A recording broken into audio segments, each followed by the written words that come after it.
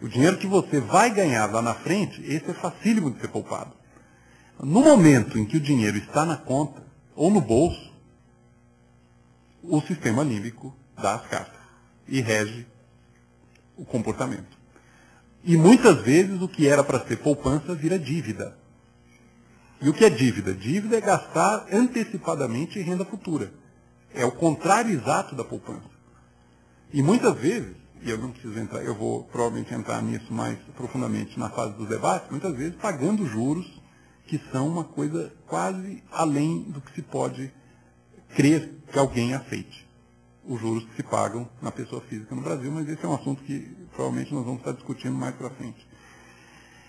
O que as pesquisas mostram também é que diante do reconhecimento dessa vulnerabilidade e dessa fraqueza, que em graus maiores ou menores todos nós temos, né, as pessoas, na ampla maioria dos casos, prefeririam não ter o ônus da escolha. Ou seja, se é colocado para os indivíduos, você prefere que haja um mecanismo de poupança previdenciário automático, em que você não tenha que decidir a cada vez que recebe se vai ou não poupar, ou você prefere ter que decidir a cada vez se vai ou não poupar, as pesquisas mostram que as pessoas optam por uma situação em que a coisa é feita de forma automática e não precisa se tornar uma escolha intertemporal. Eu posso lembrar aqui, com isso eu vou concluir a minha fala, o exemplo clássico e literalmente homérico, Ulisses e a sereia. Como é que Ulisses lidou com a situação do momento em que a sua embarcação teve que passar perto de uma ilha na qual as sereias, com seu canto irresistivelmente sedutor, atraíam os navegantes que naufragavam e aí então eram devorados pelas sereias. Ulisses adotou um mecanismo preventivo diante dessa situação que ilustra bem o que eu mencionei há pouco a respeito da preferência das pessoas por uma poupança que não seja escolhida a cada momento.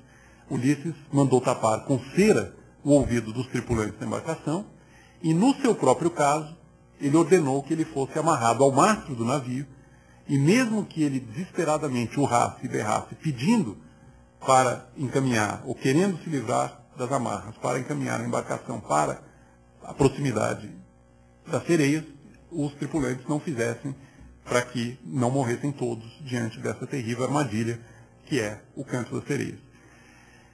Curioso nessa história é que Ulisses quis ouvir. Aí talvez a diferença entre um mero tripulante e um herói. O tripulante vai com o ouvido tapado de cera, o herói quis ouvir, embora amarrado ao mastro, não podendo exercer plenamente a sua liberdade. Eu quero dizer com isso que muitas vezes na vida, para preservarmos valores futuros e a própria liberdade futura, vale a pena abrir mão, em alguma medida, da liberdade presente e de algum valor no presente. O que Ulisses mostra nesse episódio clássico da Odisseia é exatamente uma situação em que ele cede parte da sua liberdade no presente para preservar a sua total liberdade futura, para não dizer a sua própria vida. A vida é muito feita de situações desse tipo. O grande mérito do herói mortal, que é Ulisses, é exatamente reconhecer os limites da sua racionalidade. Em nenhum momento ele imaginou que simplesmente sabendo que deixar-se levar pelo canto da sereia significava a morte certa, isso garantia que ele não faria. Ele reconheceu que saber não basta, que muitas vezes na vida, dado esse conflito permanente entre módulos do cérebro que não estão perfeitamente integrados, é assim que nós descrevemos hoje uma situação desse tipo, muitas vezes na vida nós ficamos muito aquém daquilo que em momentos de maior serenidade e distanciamento nós sabemos que seria ou teria sido o melhor para nós mesmos. Muito, portanto, da sabedoria de Ulisses nesse episódio que eu relatei consiste precisamente no reconhecimento dos limites da racionalidade humana e na maneira inteligente como nós podemos, ao longo da vida, lidar com esses limites. Eu só queria lembrar, para concluir realmente, que no momento em que a vida humana se estende no tempo, como eu disse, a longevidade, alcançando hoje, na média, para a população, 80 e 90 anos, e não mais 40 ou 50, como era o caso até poucas gerações atrás, no momento em que isso ocorre, toda a temática da escolha intertemporal e dos modos como nós distribuímos valores ao longo do tempo nas nossas vidas vai se tornar quase que inevitavelmente algo muito central e muito mais relevante do que foi no passado. Nós estamos lidando com um arco de vida que vai exigir preparo, a jornada é muito mais longa, vai exigir muito mais atenção para essas armadilhas e para essas questões que surgem toda vez que nós temos que arbitrar entre valores presentes e futuros. Quando a jornada é longa, medidas não só materiais, mas também espirituais, eu imagino, vão ter que ser imaginadas para nós fazermos o melhor desse arco da vida que se expandiu e que exige também, eu diria, maior atenção na medida em que coloca desafios que não estavam presentes para o ser humano até pouco tempo atrás. Então, basicamente, era essa a minha fala inicial, meu enquadramento, e agora nós podemos, então, na medida do interesse de vocês, passar para a fase do debate. Obrigado.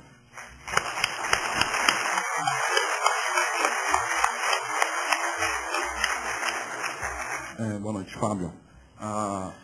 Você falou de uma maneira muito clara e parece que a criança que não toca o sininho, ela está quase afadada ao sucesso. Já que toca o sininho, parece que ela está enrolada, né? Mas a minha pergunta é o seguinte: depois que a gente tem essa total liberdade de escolha, a gente pode tocar o sininho ou não na nossa vida, eu queria saber se tem um estudo da pessoa otimista e da pessimista, porque o pessimista, vou comer agora porque pode ser que amanhã não tenha, eu vou comer agora porque pode ser que amanhã eu não vou conseguir. Então, eu acho que deve ter uma coisa muito interessante entre os otimistas e os pessimistas. Eu queria que o senhor falasse sobre isso.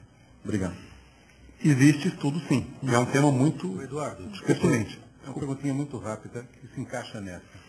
Você poderia fazer a analogia entre o Prometeu e Epimeteu e o córtex frontal, etc.?